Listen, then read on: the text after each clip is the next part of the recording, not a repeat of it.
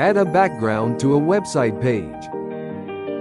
I will add text on the website page, then add the code or script of the GIF file as a background.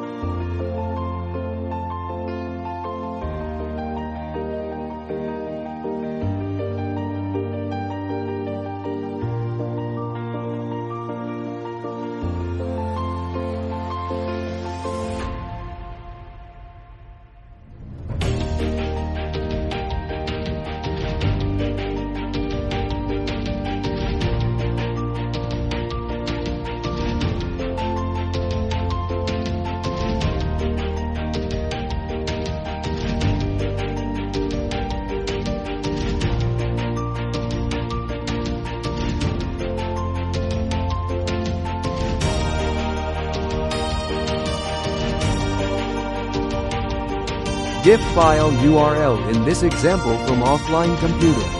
Background script or code placement as follows.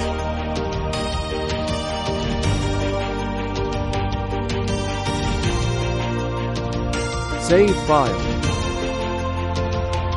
Open files in browser offline.